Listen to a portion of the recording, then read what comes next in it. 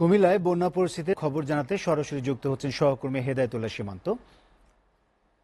সীমান্ত, বন্যার পানি নামতে কেন দেরি হচ্ছে, আর পানিবাহিত রোগ প্রতিরোধে কি ধরনের পদক্ষেপ নিয়েছে কর্তৃপক্ষ, আমাদেরকে জানান।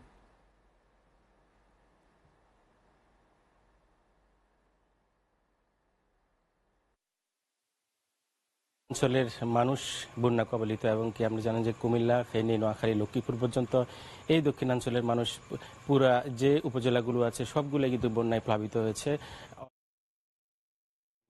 কয়েকদিন ধরে পানি নামতে শুরু করলেও যে বাঁধ নির্মাণ, নোয়াখালী খাল, যে খাল রয়েছে সেগুলো বদ্ধ থাকায় কিন্তু পানি নামতে একেবারে ধীর গতিতে নামছে, যার কারণে কিন্তু এখনো নোয়াখালীর মানুষের পানিবদ্ধ হয়ে আছে। আমি কুমিল্লার কথা যদি আপনাকে বলতে চাই, কুমিল্লার 17টি উপজেলার মধ্যে 14টি উপজেলা কিন্তু প্লাবিত হয়েছে। এর মধ্যে কয়েকটি উপজেলায় বেশি প্লাবিত হয়েছে, নাঙ্গলকোট, মনোহরগঞ্জ সহ কয়েকটি উপজেলাতে এখনো পানিবন্দী হয়ে আছে লাখ লাখ মানুষ।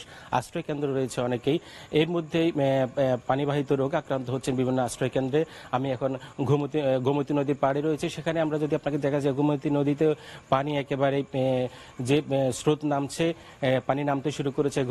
কুমিল্লার কয়েকটি উপজেলায় কিন্তু এখন পানি একেবারে নেমে গেছে। পাশাপাশি কয়েকটি জেলা এখনো উপজেলায় এখনো পানিবন্দী হয়ে আছে লাখ লাখ মানুষ। আমি যদি আমাদের একজন সহকর্মী রফিকুল ইসলামের সাথে একটু কথা বলতে চাই, তিনি কয়েকদিন ধরে যে কুমিল্লার বন্যা কবলিত মানুষের পাশে ছিলেন, কি অবস্থা আমি যদি আপনাকে বলতে চাই, এই কুমিল্লার বন্যা কবলিত মানুষের মাঝে এখন পানি কমছে কিনা, আর হচ্ছে পানিবাহিত রোগের ব্যাপারে প্রশাসন কি ব্যবস্থা নিয়েছে?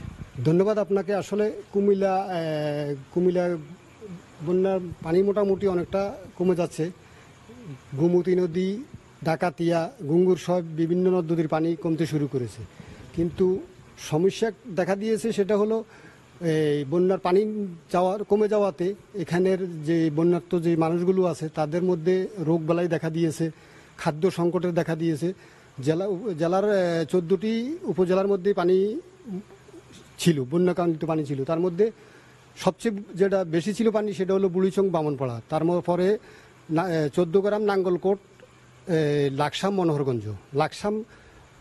লাকসামও এখনও অনেক মানুষ, মনোহরগঞ্জে এখনও অনেক মানুষ পানিবন্দীতে আছে। তো সংকট মোটামুটি যে সংকটটা সেটা হলো খাদ্যের সংকট। স্বাস্থ্য সুরক্ষার জন্য মানুষ হাহাকার করছে। যাদের বাড়িঘরে এখনও আশ্রয়কেন্দ্রের থেকে এখনও বাড়িঘরে ফিরে দিতে শুরু করেছে, মোটামুটি এখন অনেকেই আশ্রয়কেন্দ্রের থেকে বাড়িঘর দূরে ফিরে যেতে শুরু করেছে। রারা, আপনি শুনছিলেন যে কুমিল্লায় এই একেবারে বেশিরভাগই এখন যারা কষ্টে আছেন, কুমিল্লা, মনোহরগঞ্জ এবং লাকসাম, নাঙ্গলকোটের মানুষ এখনো পানিবন্দী হয়ে আছেন। এখন যে মানুষের এই যে পানি নামার সাথে সাথে মানুষের কাছে এখন একটাই এখন চ্যালেঞ্জের বিষয়, সেটা হচ্ছে ঘুরে দাঁড়ানো। অর্থাৎ যে মানুষ বাড়ি ফিরে, আশ্রয়কেন্দ্রের থেকে বাড়ি ফিরে তাদের সব কিছু ঠিক করে নেওয়া, তাদের জীবনযাত্রা ঠিক করে নেওয়া, দুবেলা দুমুঠো আহারের ব্যবস্থা করা, এটি এখন চ্যালেঞ্জের বিষয়। কারণ হচ্ছে জানেন, নিম্ন আয়ের যারা আছেন বা ভ্যান চালক, রিক্সা চালক থেকে শুরু করে নিম্ন আয়ে যারা একেবারে নিম্ন শ্রেণীর পেশার মানুষ, তারা কিন্তু বেশি কষ্টে পড়বেন। অর্থাৎ এই ঘুরে দাঁড়ানো, তাদের বাড়ি ঠিক করা, ঘর ঠিক করা, যাদের কাঁচা ঘর ছিল সেগুলো ঘর নির্মাণ করা, এখন সেই বিষয়টা এখন চ্যালেঞ্জের বিষয়। তারা সরকারের কাছে আহ্বান জানিয়েছেন তাদের পাশে যেন বিত্তবানরা দাঁড়ায়, সরকার যেন তাদের পাশে দাঁড়ায়।